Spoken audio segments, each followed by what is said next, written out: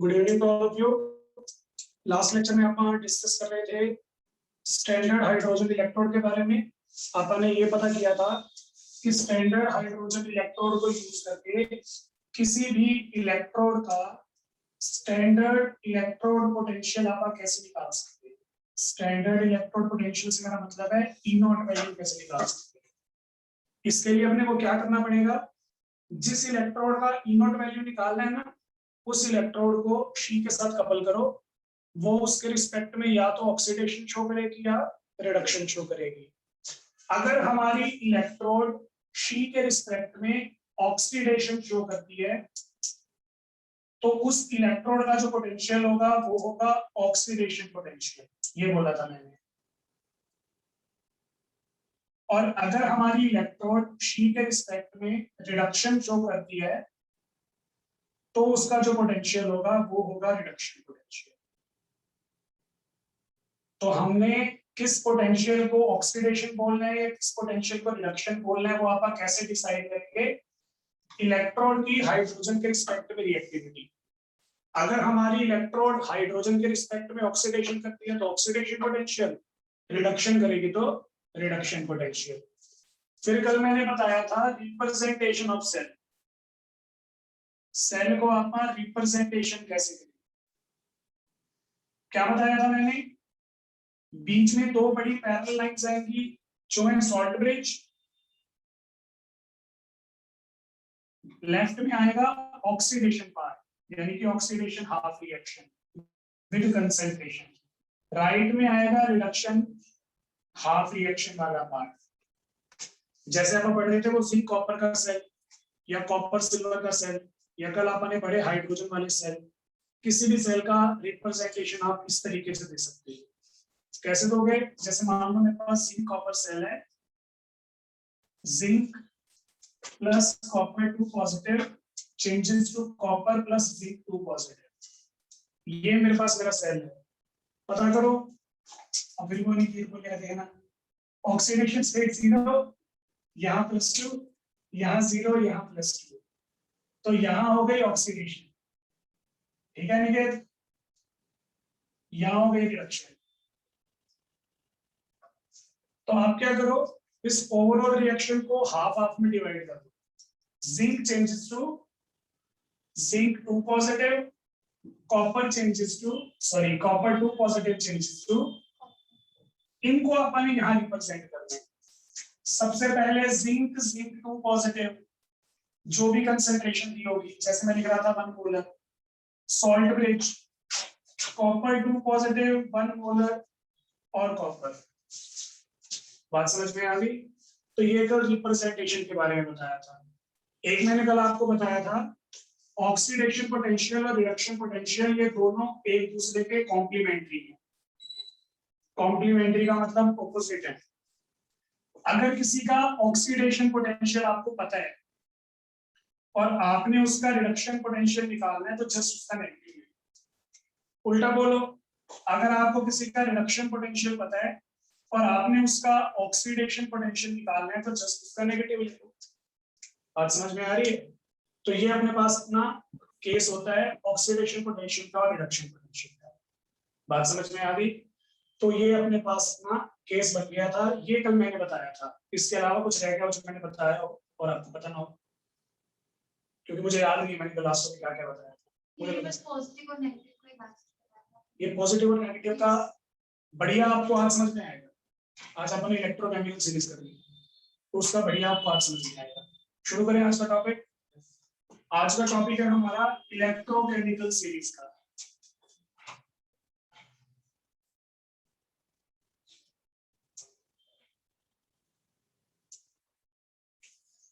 तो देखो टॉपिक क्या है।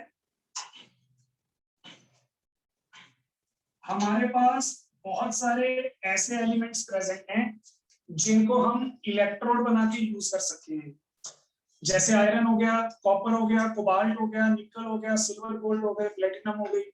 बहुत सारे एलिमेंट्स ऐसे हैं जिनको आप ऐसे इलेक्ट्रोड यूज कर सकते हैं। अब हर एक इलेक्ट्रोड का अपना एक खुद का पोटेंशियल होता है जिसे अपन स्टैंडर्ड इलेक्ट्रोड पोटेंशियल बोलते हैं। हमें नहीं पता उसके पोटेंशियल की वैल्यू कितनी है। जैसे कल आपने हाइड्रोजन के साथ जिंक को कपल किया था, तो जिंक का ऑक्सीडेशन पोटेंशियल आया था, मैंने ना कल इसकी रिप्रेजेंटेशन भी बताई थी, रिपीट करूंगा अभी। जिंक का ऑक्सीडेशन पोटेंशियल आया था 0.76 वोल्ट। फिर मैंने हाइड्रोजन और कॉपर का कपल किया, यानी कि सेल बनाया, तो कॉपर का यहाँ पे रिडक्शन पोटेंशियल आया था 0.34 वोल्ट। इसी तरीके से मैं आयरन के लिए भी निकाल सकता हूँ, कोबाल्ट के लिए भी, निकल के लिए भी, गोल्ड के लिए भी, सिल्वर के लिए भी, हर एक के लिए वैल्यू निकाल सकता हूँ ना। तो मैं आपको यहाँ पे एक चीज बताता हूँ, किसी एलिमेंट का तो ऑक्सीडेशन पोटेंशियल आ रहा है, किसी एलिमेंट का रिडक्शन पोटेंशियल आ रहा है। आपको याद रखना पड़ेगा किस एलिमेंट का ऑक्सीडेशन है, किस एलिमेंट का रिडक्शन है। तो ये तो फिर क्रैमिंग वाला काम हो जाएगा, हमें बहुत सारी चीजें क्रैम करनी पड़ेंगी। केमिस्ट्री में ही क्रैम करने वाली चीजें नहीं है, आपको कुछ चीजें फिजिक्स में भी मिलेंगी, कुछ बायो वगैरह में या मैथ्स वगैरह में मिलेंगी जो क्रैम करनी पड़ेगी। डिफरेंशिएशन इंटीग्रेशन के फॉर्मूले बच्चा को क्रैम करने पड़ती है, सिंपल सी चीज है। तो बहुत सारी चीजें क्रैमिंग वाली, हमने इसका क्रैमिंग वाला जो पार्ट है वो खत्म कर दिया। हमने बोला कि पोटेंशियल दो तरह का होता है, ऑक्सीडेशन पोटेंशियल और रिडक्शन पोटेंशियल। लेकिन हम सभी पोटेंशियल्स को कैसे कंसीडर करेंगे, रिडक्शन पोटेंशियल की फॉर्म में ही कंसीडर करेंगे। एक बड़ी इंपॉर्टेंट लाइन बोलिए, all potentials will be considered as their reduction potentials। मतलब चाहे कोई एलिमेंट ऑक्सीडेशन शो करता हो, चाहे कोई एलिमेंट रिडक्शन शो करता हो, हम तो सभी का रिडक्शन पोटेंशियल ही कैलकुलेट करेंगे, हमें ऑक्सीडेशन पोटेंशियल निकालना ही नहीं है या पढ़ना ही नहीं। जैसे कॉपर का कौन सा पोटेंशियल है, रिडक्शन, और हमें कौन सा पढ़ना है, तो दैट इज ओके, कोई दिक्कत नहीं है, यही वैल्यू एज इट इज पढ़ लेंगे। लेकिन जिंक क्या शो करता है, ऑक्सीडेशन, और हमें इसका कौन सा पोटेंशियल पढ़ना है, तो जिंक का रिडक्शन पोटेंशियल पढ़ने के लिए मुझे क्या करना पड़ेगा, साइन नेगेटिव लगाना पड़ेगा, फिर ये इसका रिडक्शन पोटेंशियल आ, समझ गए। तो हम क्या करेंगे, सभी एलिमेंट्स का पोटेंशियल निकालेंगे, कुछ एलिमेंट्स का रिडक्शन पोटेंशियल आएगा, कुछ एलिमेंट्स का ऑक्सीडेशन पोटेंशियल आएगा। जिनका रिडक्शन पोटेंशियल आ रहा है ओके, जिनका ऑक्सीडेशन पोटेंशियल आ रहा है उनको आप किसमें कन्वर्ट कर लेंगे, रिडक्शन पोटेंशियल में कन्वर्ट कर लेंगे। यही लाइन मैंने यहाँ पे लिखी, all potentials will be considered as their reduction potential. तो जब आप ऑक्सीडेशन पोटेंशियल को रिडक्शन पोटेंशियल में कन्वर्ट करते हैं तो हम क्या देख रहे हैं, वैल्यू नेगेटिव हो जाती है। तो जब आप बहुत सारे इलेक्ट्रोड्स की वैल्यू निकालेंगे, हमारे पास बहुत सारी नेगेटिव वैल्यूज भी आएंगी, बहुत सारी पॉजिटिव वैल्यूज भी आएंगी। अगर हमारे ई नॉट की वैल्यू नेगेटिव आ रही है तो आप क्या समझ रहे हो, ई नॉट की वैल्यू नेगेटिव आने का मतलब है कि हमारा रिडक्शन पोटेंशियल नेगेटिव है। रिडक्शन पोटेंशियल नेगेटिव तभी आता है जब सब्सटेंस हमारा ऑक्सीडेशन शुरू करता है। लेकिन अगर किसी एलिमेंट का, किसी इलेक्ट्रोड का रिडक्शन पोटेंशियल पॉजिटिव है, तो रिडक्शन पोटेंशियल की वैल्यू पॉजिटिव कब आती है, जब वो रिडक्शन शुरू करता है। मतलब नीचे वाले केस में तो कोई दिक्कत ही नहीं है, ऊपर वाले केस को आपने चेंज करना है। ऊपर वाले केस में जो भी मेटल ऑक्सीडेशन शो कर रही होती है उसका रिडक्शन पोटेंशियल क्या आया करेगा, नेगेटिव आया करेगा। अब इसकी रिप्रेजेंटेशन से भी आइडिया लगा सकते हो, आप रिप्रेजेंटेशन देख के बता सकते हो ऑक्सीडेशन पोटेंशियल है या रिडक्शन पोटेंशियल। जैसे ये देखो, ये रिप्रेजेंटेशन कल मैंने लास्ट में बताई थी, ये मैंने कॉपर आयन लिखा और कॉपर लिखा, ये किस फॉर्म में लिखा मैंने, रिडक्शन की फॉर्म में। पहले कॉपर 2 पॉजिटिव था, अब वो किस में कन्वर्ट हो गया, तो ये रिडक्शन की फॉर्म है ना। तो इसका मतलब मैं कॉपर का कौन सा पोटेंशियल बता रहा हूँ, रिडक्शन पोटेंशियल बता रहा हूँ 0.34 वोल्ट। इसी को मैं चेंज करके लिख देता हूँ, ऐसे लिख देता हूँ। कई बुक्स में स्लैश लगाया होता है, कईयों में कोमा होता है, तो कंफ्यूज मत होगा। अब मैंने ये कौन सी फॉर्म लिखी, ऑक्सीडेशन की ना, तो यहाँ पे अब मैं कौन सा पोटेंशियल शो कर रहा हूँ, तो आप रिप्रेजेंटेशन से समझ सकते हो, ये भी इसका बेनिफिट है, समझ रहे हो। तो हमारे पास बहुत सारी इलेक्ट्रोड्स की वैल्यू नेगेटिव आएगी, मतलब ऑक्सीडेशन शो कर रही है। बहुत सारी इलेक्ट्रोड्स की वैल्यू पॉजिटिव आएगी। हमने इन सभी एलिमेंट्स को, इन सभी इलेक्ट्रोड्स को अरेंज करना है from negative value to positive value. हम क्या करेंगे, मैं वैसे एग्जांपल के लिए बोल रहा हूं, सपोज करो मैंने 20 एलिमेंट्स के पोटेंशियल निकाले, वैसे ही बोल रहा हूं मैं, 20 में से 8 एलिमेंट्स के आ गए नेगेटिव, 11 एलिमेंट्स के आ गए पॉजिटिव। कितने हो गए? 19। एक बच गया, कौन? हाइड्रोजन, जिसका पोटेंशियल आया 0। तो मैंने क्या किया, पहले नेगेटिव वाले अरेंज कर दिए, फिर हाइड्रोजन की वैल्यू 0, और फिर कौन से अरेंज कर दिए? मतलब मैं टॉप टू बॉटम अरेंज कर रहा हूं इंक्रीजिंग वैल्यूज, तभी वो नेगेटिव से पॉजिटिव हो गया ना, क्योंकि वैल्यू इंक्रीज हो रही है। तो हमने सभी इलेक्ट्रोड्स का डाटा जो है वो कलेक्ट किया, सभी इलेक्ट्रोड्स के इलेक्ट्रोड पोटेंशियल निकाले, उनको रिडक्शन में कन्वर्ट किया, रिडक्शन में कन्वर्ट करके एक टेबल बना दी। इस टेबल को हम क्या बोलते हैं? इलेक्ट्रोकेमिकल सीरीज बोलते हैं। Electrochemical series is the collection of reduction potential of various electrodes arranged top to bottom from lower value to higher value। बात समझ में आ गई? पहले नेगेटिव वाले आ रहे होंगे। अब आपको याद रखना है ऑक्सीडेशन पोटेंशियल है ही नहीं, ये सारी कौन सी वैल्यूज हैं? सारी रिडक्शन पोटेंशियल की वैल्यू है। अगर आपको ऑक्सीडेशन में कन्वर्ट करना होगा तो साइन चेंज कर देना, और कुछ नहीं करना। जो नेगेटिव है वो पॉजिटिव हो जाएंगी ऑक्सीडेशन पोटेंशियल पे, और जो पॉजिटिव है वो नेगेटिव हो जाएंगी। तो ये कंसेप्ट मैंने कल बताया था, कॉम्प्लीमेंट्री होते हैं, अभी यहाँ पे भी लिखा था, वही कंसेप्ट आपने यहाँ पे यूज कर। फिर किसी बच्चे ने बोला कि सर ये आप इतनी इलेक्ट्रोड्स की वैल्यू निकाल रहे हैं, उनको अरेंज कर रहे हैं, इसका बेनिफिट क्या है? तो बहुत सारे बेनिफिट है, वो बेनिफिट अपन आज कर, ये एप्लीकेशंस है इलेक्ट्रोकेमिकल सीरीज की। पर पहले आपको इलेक्ट्रोकेमिकल सीरीज के बारे में पता होना चाहिए। तो हमने बहुत सारे एलिमेंट्स के लिए पढ़ा, मैं आपको 3 ही एलिमेंट बताऊंगा क्योंकि मुझे 3 ही याद है। टेबल आप देख सकते हो, टेबल को याद करने की जरूरत नहीं है, आपको एनसीईआरटी में भी मिल जाएगी, प्रतीक्ष वगैरह में भी मिल जाएगी। टेबल आराम से देखो, याद नहीं करनी, सिर्फ देख लो, क्योंकि पेपर में वैल्यूज गिवन होंगी। आप किस किस का पोटेंशियल याद रखोगे? मुझे गलती से जिंक का याद है, कॉपर का याद है, हाइड्रोजन का याद है, एक दो एलिमेंट्स का और याद है, आयरन का याद है, सिल्वर का याद है, पर सारे तो मुझे भी याद नहीं है क्योंकि पेपर में गिवन होती है। समझ रहे हो ना?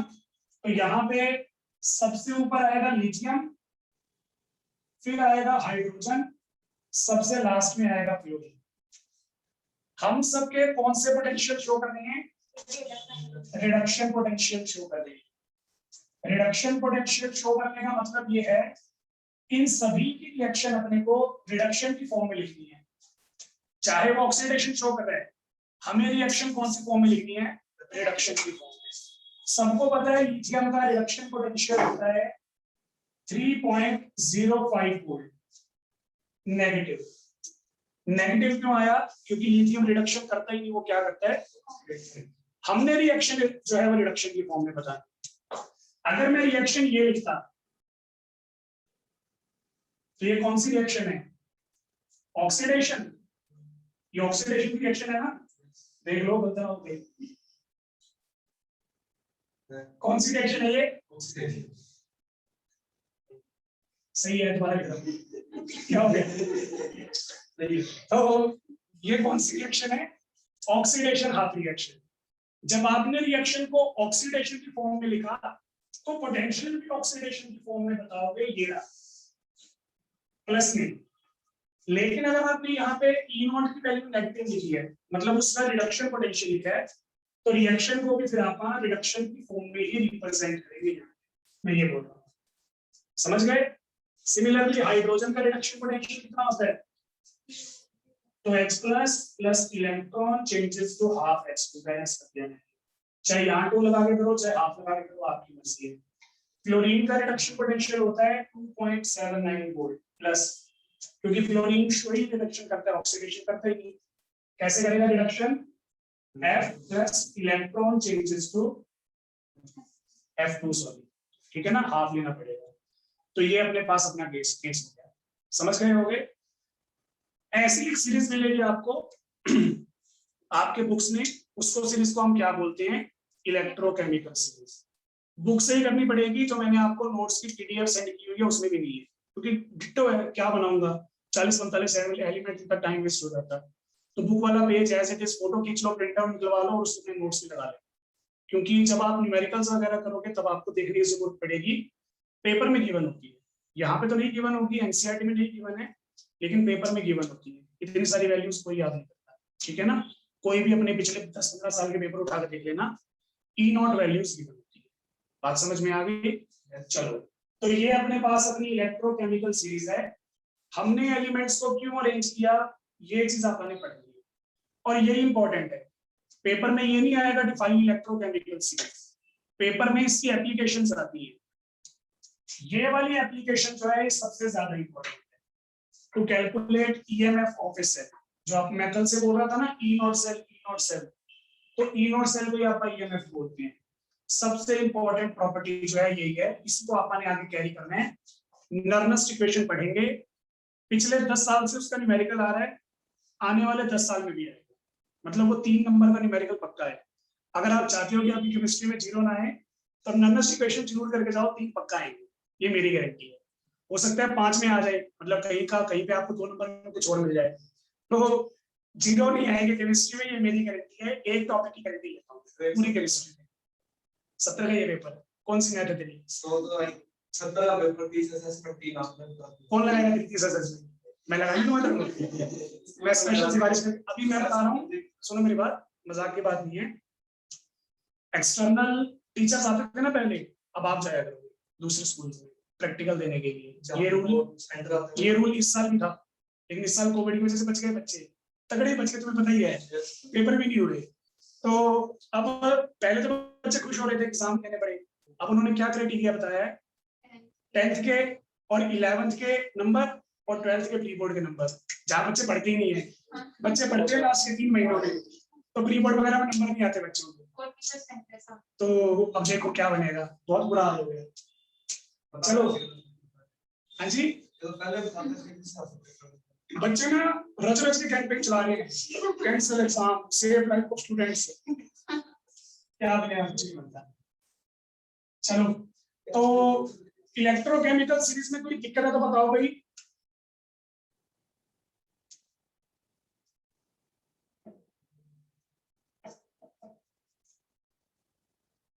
फिर बच्चे खामोश रहते, समझ में नहीं आता। ठीक है चिराग भाई, तो मुझे पता नहीं होता ये खामोशी खुशी क्या है, दुख की।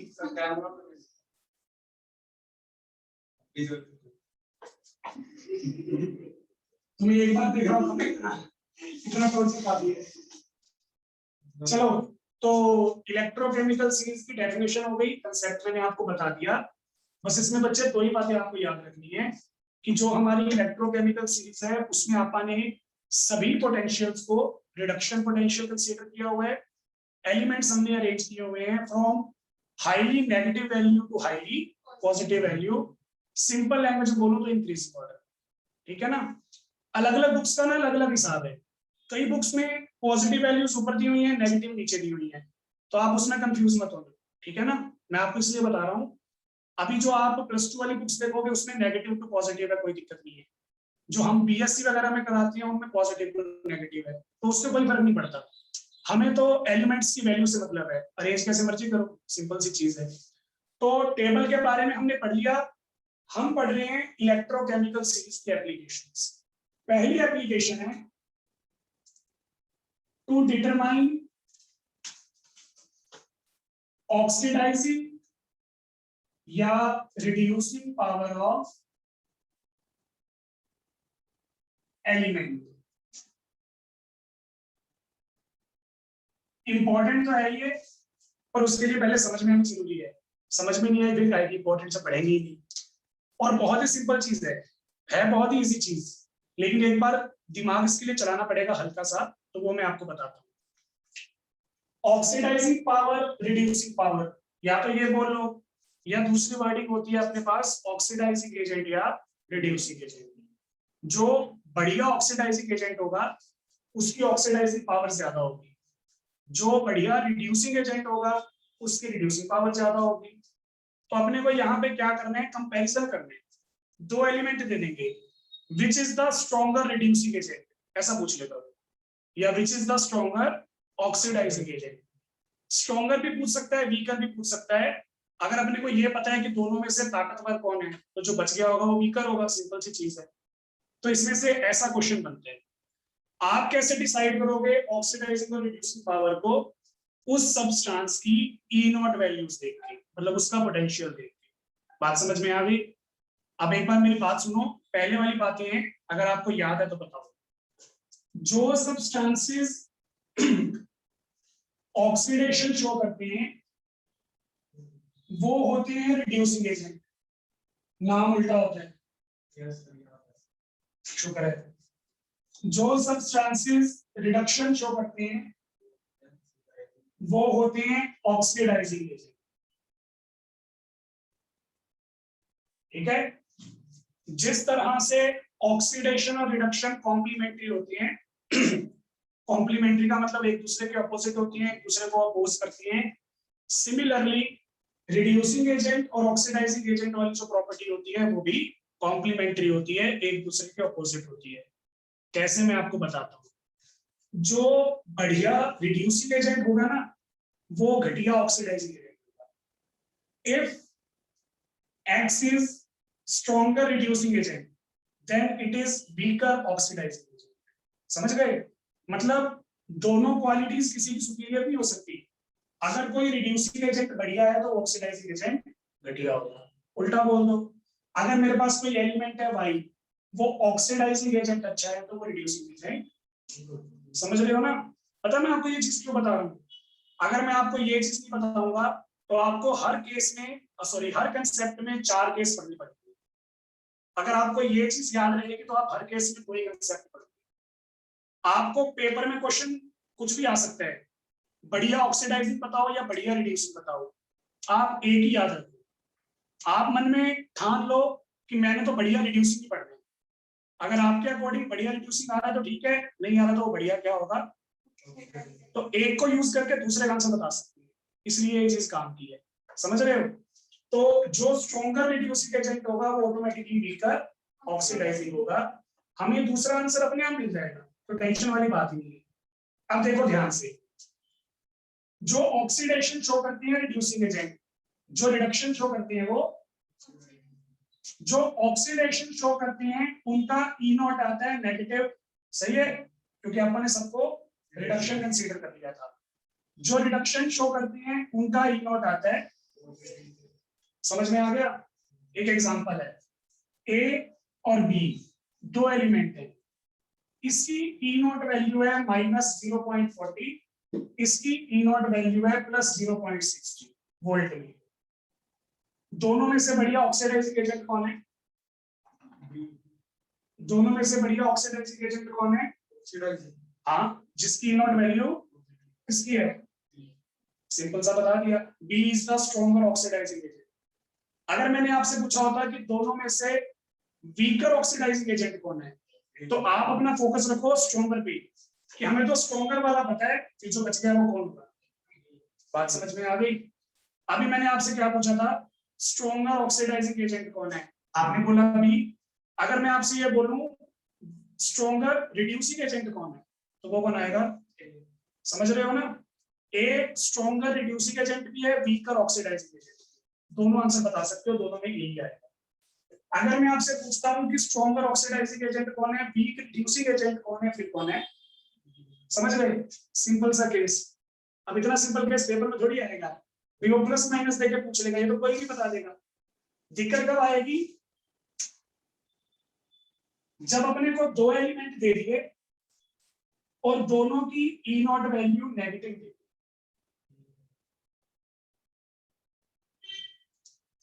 या दोनों की वैल्यू पॉजिटिव। दिख रहा है?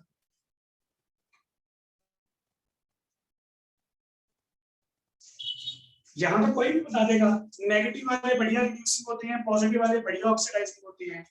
कोई यहाँ भी पूछेगा, दोनों के दोनों नेगेटिव दे दिए, अब बताओ बढ़िया कौन है? दोनों के दोनों, मैं पूछूंगा, फिर पूछा नहीं मैंने, अभी तो मैं कंसेंट ऑफ द टॉक, ये चल रहा है, ठीक है ना, अभी तो बातों में हूं। तो दोनों की ई नॉट वैल्यू पॉजिटिव देती। अब पूछूंगा बढ़िया कौन सा रिड्यूसिंग या ऑक्सीडाइजिंग। तो इसमें देखो मैं आपको बताता हूं, जब ई नॉट की वैल्यू नेगेटिव होती है तो वो क्या होती है, तो ये भी रिड्यूसिंग एजेंट है, ये भी रिड्यूसिंग एजेंट है, पर दोनों की वैल्यू सेम नहीं है, तो दोनों सेम पावर वाले रिड्यूसिंग एजेंट नहीं होंगे। इन दोनों में से एक होगा स्ट्रॉन्गर रिड्यूसिंग एजेंट और एक होगा, अब आपको आंसर मिल गया। जो स्ट्रॉन्गर रिड्यूसिंग एजेंट होगा वो ऑटोमेटिकली वीकर ऑक्सीडाइजिंग एजेंट होगा, जो इन दोनों में से वीकर रिड्यूसिंग एजेंट होगा वो ऑटोमेटिकली स्ट्रॉन्गर। तो अपना ध्यान रहेगा सिर्फ रिड्यूसिंग पे, स्ट्रॉन्ग और वीक।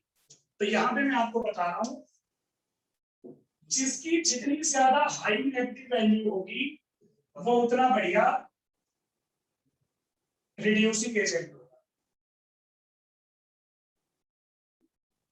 वैल्यू तो इसकी भी नेगेटिव है, इसकी भी नेगेटिव है।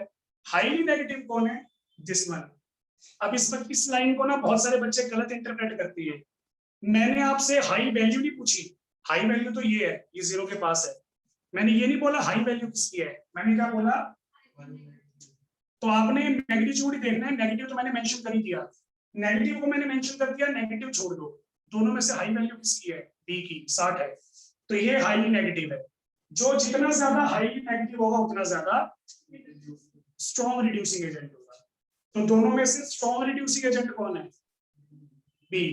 अगर बी हमारा स्ट्रॉन्ग रिड्यूसिंग एजेंट है तो स्ट्रॉन्ग ऑक्सीडाइजिंग एजेंट कौन है, वीक ऑक्सीडाइजिंग एजेंट कौन है, बी। और वीक रिड्यूसिंग एजेंट कौन है, समझ रहे हो ना।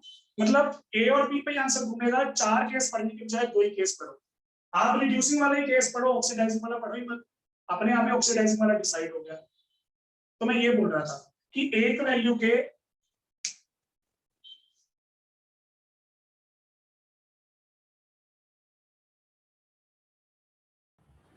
हाँ जी बच्चे, आवाज आ रही है? Yes sir. बच्चे आवाज तो आ रही है, वीडियो नहीं आ रही, फोन स्विच ऑफ हो गया तो कोई बात नहीं, टाइम तो होने वाला था। तो आप जो बाकी चीजें हैं वो कल डिस्कस करेंगे। एक बार अपनी क्लास इतनी रहेगी, बाकी फिर आप कल डिस्कस करेंगे।